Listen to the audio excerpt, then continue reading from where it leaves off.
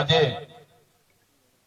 વાનપીપળીની પવિત્ર ભૂમિ પર અહીં આપણને માર્ગદર્શન પૂરું પાડવા અને આપણા ઉમેદવારોના સમર્થનમાં આજે વિજય વિશ્વાસ સભામાં અહીં આપણી મધ્યે ઉપસ્થિત આપણા સૌના માર્ગદર્શક અને હર હંમેશ દેશની જનતા માટે ગૃહમાં સરકાર સામે આંખમાં આંખ મિલાવીને મજબૂતાઈથી આપણા પ્રશ્નોને વાચા આપનાર આપણા જુજારુ નેતા રાજ્યસભાના સાંસદ શ્રી સંજયસિંહજીનું આપણે ખૂબ ખૂબ અહીંયા સ્વાગત કરીએ છીએ।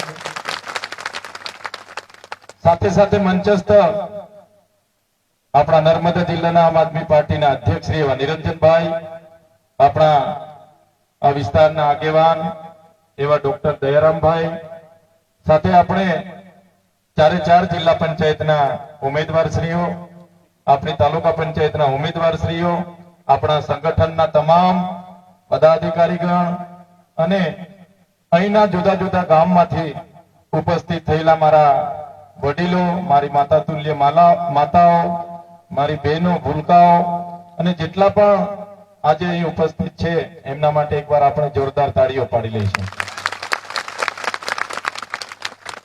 શરૂઆતમાં ગુજરાતમાં કહેવાતું હતું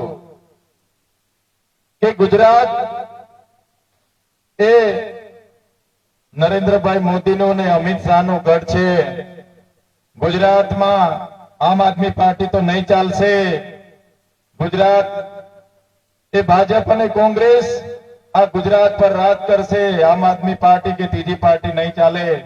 પણ મને કહેતા ગર્વ થાય છે કે તમારો બધાના સહકારથી, તમારા બધાના આશીર્વાદથી આજે આમ આદમી પાર્ટી ગુજરાતમાં દોડી રહી છે।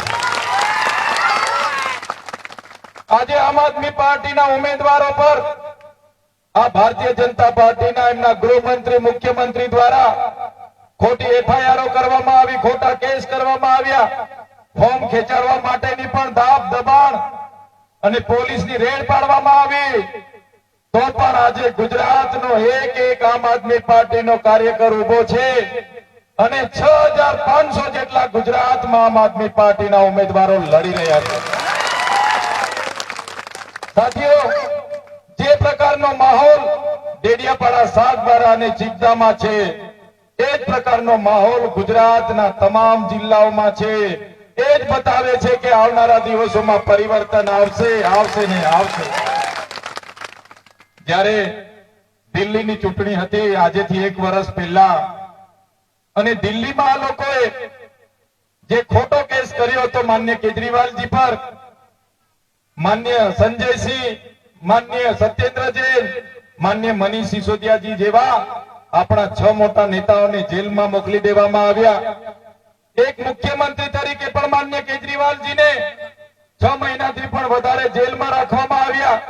એનું જ્યારે કોર્ટનું જજમેન્ટ આવ્યું ત્યારે કોર્ટે કીધું કે સીબીઆઈ, ઈડી અને પોલીસ પર એવા કોઈ પુરાવા નથી, 1 રૂપિયાની પણ રિકવરી થતી નથી, અને આમ આદમી પાર્ટીના કેજરીવાલજી સહિતના તમામ નેતાઓ નિર્દોષ છે। એ પુરવાર કરે છે કે આમ આદમી પાર્ટી ઈમાનદાર લોકોની પાર્ટી છે અને દેશની જનતા માટે લડનારી પાર્ટી છે। ભારતીય જનતા પાર્ટીમાં તમે જોઈ લો, એમના સાંસદના દીકરીની ટિકિટ માટે ઝઘડા થાય, એમના ધારાસભ્ય એમના ઘરમાં ટિકિટ અપાવવા માટે ઝઘડા કરે, એમના ઘરેથી તાલુકા પ્રમુખ બને, જિલ્લા પ્રમુખ બને, જ્યારે આમ આદમી પાર્ટીમાં તમારામાંથી તમે બતાવેલા લોકોને ટિકિટો મળે, આપ લોકોને ટિકિટો મળે, આમ જનતાને ટિકિટ મળે, સામાન્ય જનતાને ટિકિટ મળે, ત્યારે હું કહેવા માંગુ છું આમ આદમી પાર્ટી એ તમારી પાર્ટી છે, એ પાર્ટી તમારી છે ને તમારે જીતાડવાની છે। જ્યારે કેજરીવાલજી સાહેબ દિલ્હીમાં એમની કુનીતિથી થોડા મતથી હારી ગયા ત્યારે ગુજરાતમાં એવા પ્રચારો ચાલુ કરી દીધા લોકોએ કે આમ આદમી પાર્ટી દિલ્હીમાં હારી ગઈ, આમ આદમી પાર્ટીના નેતાઓ જેલમાં જતા રહ્યા, ચૈતર વસાવા જેલમાં જતા રહ્યા, એમનું પૂરું થઈ ગયું, હવે આમ આદમી પાર્ટી નહીં ચાલે, આમ આદમી પાર્ટી ખતમ। ત્યારે નેતાઓને આપણી 5 પીપળી ધરતીના પાવન ભૂમિ પર કહેવા માંગુ છું, तुम तुमको क्या लगता था नहीं लौटेंगे? तुमको क्या लगता था नहीं लौटेंगे? गलत। जब तक तोड़ेंगे नहीं तब तक छोड़ेंगे नहीं। हमको क्या अंडू पंडू झंडू समझ के रखा है क्या? ये आम आदमी पार्टी वाले हैं, आम आदमी पार्टी वाले कभी झुकेंगे नहीं, लोगों के लिए लड़ेंगे। ત્યારે સાથીઓ, મજબૂત કાચનો ગ્લાસ મારી દીધો, વજનદાર કાચનો ગ્લાસ માથામાં માર્યો એમ કરીને ખોટો કેસ ઉભો કર્યો આ લોકો. તમે પણ જોયું હશે, પકડીને જેલમાં નાખી દીધો.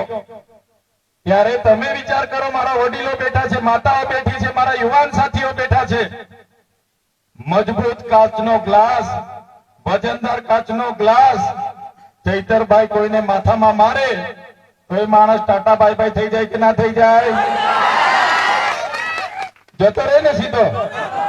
પણ વગર ગુને, વગર ઘટનાએ ખોટી એફઆઈઆર કરી અને મને એક અઠવાડિયું નહીં, એક મહિનો નહીં, 80 દિવસ સુધી જેલમાં રાખ્યો. ડરાવવાનું કામ કર્યું, ધમકાવવાનું કામ કર્યું, હેરાન કર્યો, પરેશાન કર્યો. અને કહેવામાં આવતું કે તમે કેમ આદિવાસીઓ માટે લડો છો, કેમ સરકાર સામે આંદોલન કરો છો, તમે આ પ્રકારની રાજનીતિ કરશો, તમારી કારકિર્દી ખતમ કરી દઈશું, તમને જેલમાં રાખીશું, તમારા પરિવારને જેલમાં રાખીશું, તમે ભાજપમાં જોડાઈ જાઓ. ભલભલી ડરાવવામાં આવી. ત્યારે પણ આ તમારા ધારાસભ્ય, તમારા દીકરાએ એ ભાજપના મંત્રીઓને, નેતાઓને, એમના આઈપીએસ અધિકારીઓને કીધું તો અમારા પૂર્વજ ભગવાન બિરસા મુંડા પણ અમારા આદિવાસીઓના અધિકારો માટે લડતા લડતા જેલ વેઠીને મરી ગયા. આદિવાસીઓના અધિકારો માટે જેલમાં શહીદ થયા. આ ચૈતર વસાવા પણ આદિવાસીઓ માટે છેલ્લા શ્વાસ સુધી લડશે. તમારી જેલોથી ડરવાવાળા લોકો નથી અમે. તમારી જેલોથી ડરવાવાળા લોકો નથી. અમે લડવાવાળા લોકો છે. આમ આદમી પાર્ટી એ આંદોલનમાંથી ઉભી થયેલી પાર્ટી છે. આમ આદમી પાર્ટીનો એક એક કાર્યકર દેશની સેવા માટે રાજનીતિમાં આવ્યો છે, જનતાની સેવા માટે રાજનીતિમાં આવ્યો છે. આજે પણ 9 મહિના જેટલો સમય થશે. ડેડિયાપાડામાં મને પ્રવેશબંધી ફરમાવવામાં આવી છે. ડેડિયાપાડામાં જવા દેવામાં નથી આવતા. પણ મને કહેતા આનંદ થાય છે, આજે જે પ્રકારે ડેડિયાપાડાની જનતા ડેડિયાપાડામાં ભેગી થઈ, મીડિયા વાળાએ પૂછી પાડ્યું 2-4 વડીલોને કે ભાઈ ચૈતર વસાવાને તો ડેડિયાપાડામાં આવવા નથી દેવાની સરકાર, તમે ઉમેદવારોને કઈ રીતના જીતાડી લાવશો? ત્યારે ડેડિયાપાડાની જનતાએ આજે કીધું, ભલે સરકાર ડેડિયાપાડામાં ચૈતર વસાવાને નહીં આવવા દે, ભલે સરકાર ડેડિયાપાડાથી ચૈતર વસાવાને બહાર કાઢી દેશે, પણ ચૈતર વસાવા તો ડેડિયાપાડાની જનતામાં રહે છે, ત્યાંથી ક્યારે બહાર નથી કાઢી શકવાના.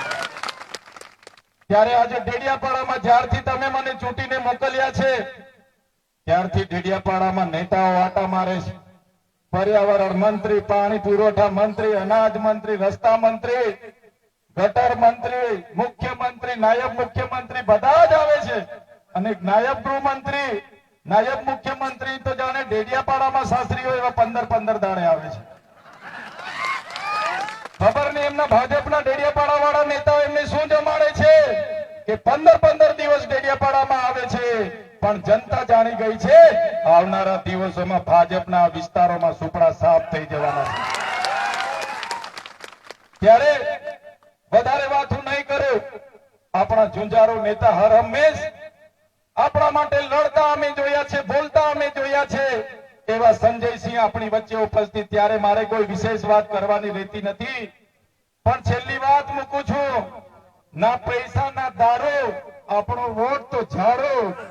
ના પૈસા ના દારૂ, આપણો વોટ તો ઝાડો.